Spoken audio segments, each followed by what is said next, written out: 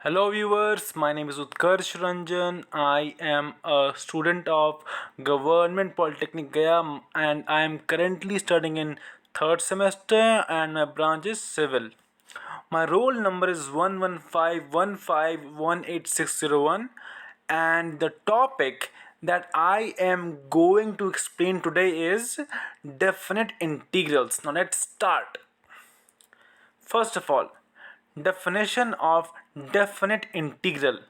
If f is defined on the closed interval ab and the limit of remain sums over partitions delta exists, then f is integrable on ab and limit delta tends to 0 I equal to 1 to n summation of fci delta xi is equal to integration of fx dx from a to b. The limit is called the definite integral of f from a to b. The number a is the lower limit of integration and the number b is the upper limit of integration. क्या कह रहा है, चलिए देखते हैं.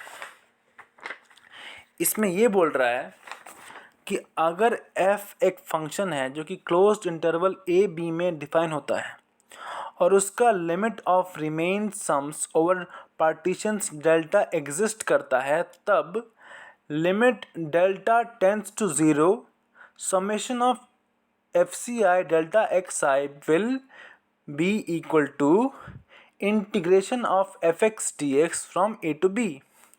और इसमें जो लिमिट है उसे हम लोग definite integral of function F भी कह सकते हैं फ्रॉम ए टू बी. यहाँ ए लोअर लिमिट है और बी है अपर लिमिट ऑफ इंटीग्रेशन. चलिए इसको समझते हैं एक एग्जांपल से. देखिए ये दिया हुआ है 3x² plus 2x plus 5 plus dx. तो यहाँ पे क्या किया, यहाँ पे पहले हर एक टर्म्स को सेपरेटली इंटीग्रेट किया. देखिए 3x² को पहले किया इंटीग्रेट, तो 3x² dx क्या हो जाएगा 3x³ यानी x³. फिर 2x dx क्या हो जाएगा 2x² यानी x². 5 dx क्या हो जाएगा 5x हो जाएगा. तो आ गया, तो x³ plus x² plus 5x आ गया हमारा. और लिमिट क्या है 0 to 2. तो पहले हम लोग 2 पुट करेंगे. याद रखिएगा कि इंटीग्रेशन एक बार आपने कर लिया तो डेफिनेट इंटीग्रल में आप पहले पुट करेंगे अपर लिमिट जो कि ऊपर में होता है और फिर आप पुट करेंगे लोअर लिमिट जो कि नीचे में होता है. तो पहले हम पुट किए 2 क्योंकि वो अपर लिमिट है. तो 2³ प्लस 2² प्लस 5 इंटू 2 कितना हो गया 22 हो गया और 0 हो जाएगा नेक्स्ट. तो 22 आंसर हो गया. समझ में आ गया.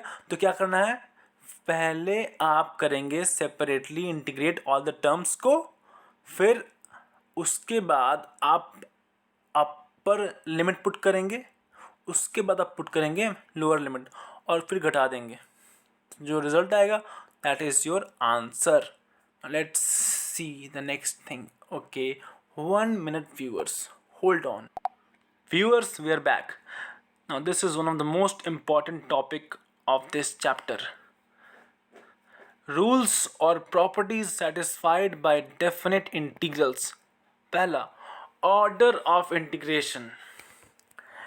तो integration of fx dx b to a is equal to minus integration of fx dx from a to b.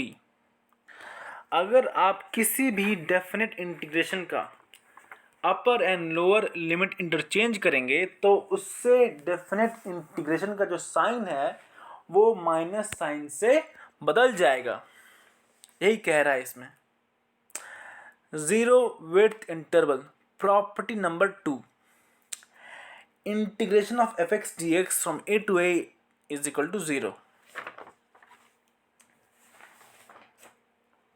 अगर किसी डेफिनेट इंटीग्रेशन की upper and lower limit same है तो उस इंटीग्रेशन का वैल्यू 0 होगा.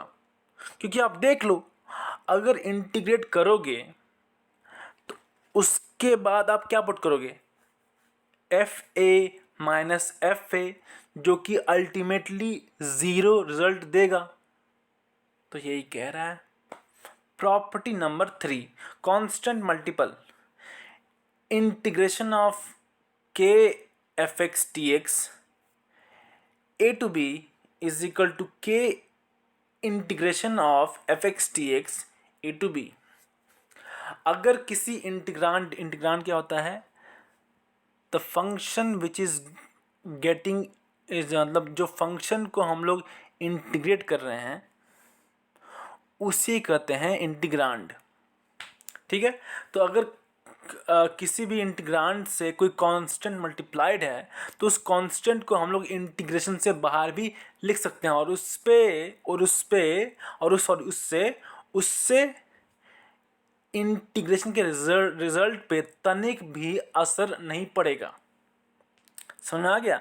अगर किसी कांस्टेंट को हम लोग इंटीग्रेशन से बाहर करते हैं, लिख देते हैं, ठीक है ना, तो उससे इंटीग्रेशन का जो रिजल्ट आएगा उस पे तनिक भी असर ना पड़ेगा, यही कह रहा है।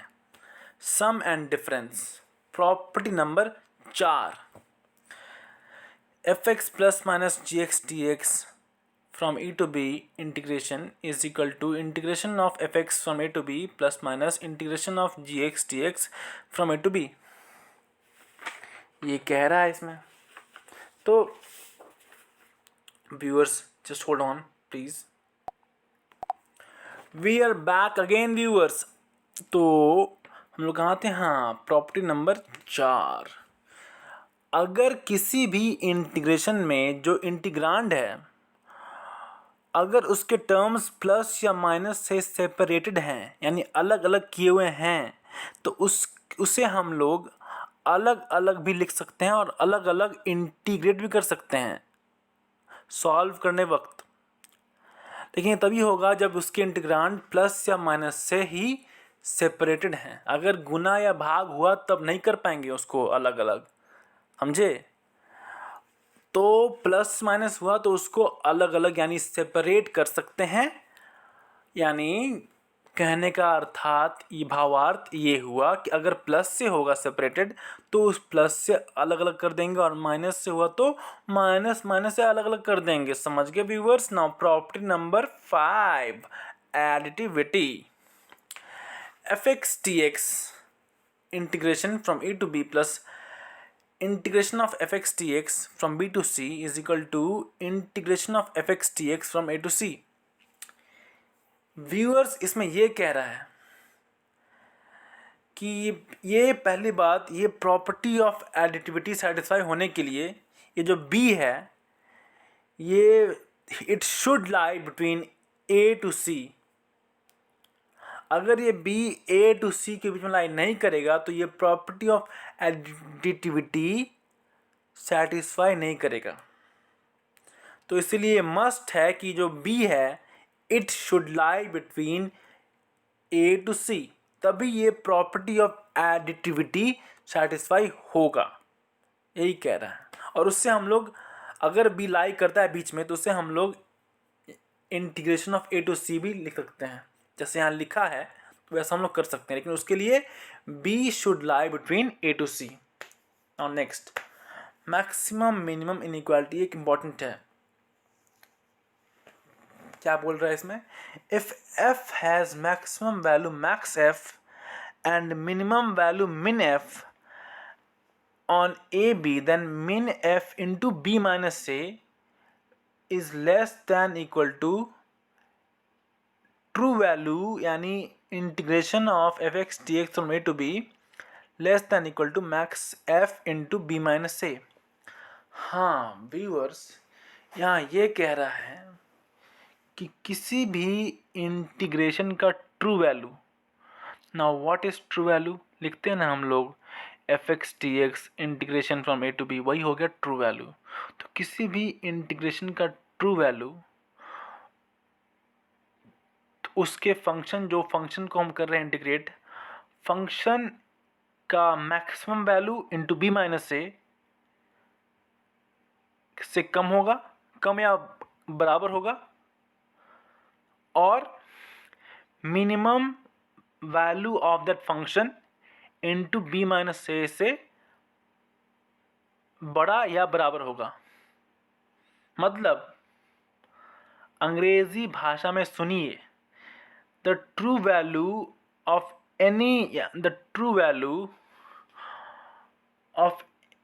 Integration will be less than equal to the maximum value of that function into b minus a। b minus a को हम लोग शायद रेंज भी कहते हैं या पता नहीं, लेकिन छोड़िए, will be less than equal to maximum value into b minus a and greater than equal to minimum value of that function into b minus a।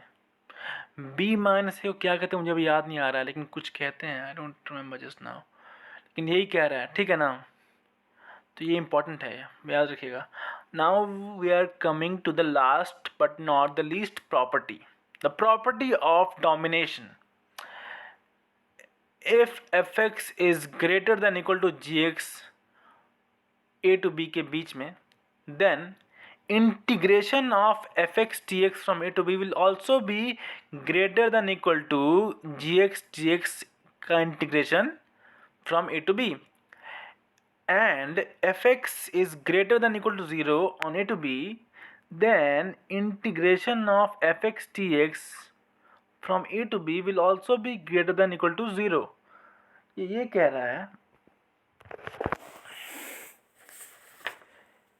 कि अगर कोई फंक्शन एफ एक्स जी एक्स फंक्शन से greater than equal great या बड़ा है या बराबर है, तो और ए टू बी के बीच में, तो उस फंक्शन का इंटीग्रेशन भी जी एक्स से बड़ा या बराबर होगा। फिर से बोलता हूँ, अगर कोई फंक्शन है एफ एक्स, वो जी एक्स फंक्शन से बड़ा या बराबर है, तो उस फंक्शन का इंटीग्रेशन भी जी एक्स यानी जी एक्स फंक्शन से बड़ा या बराबर होगा ए टू बी के बीच में।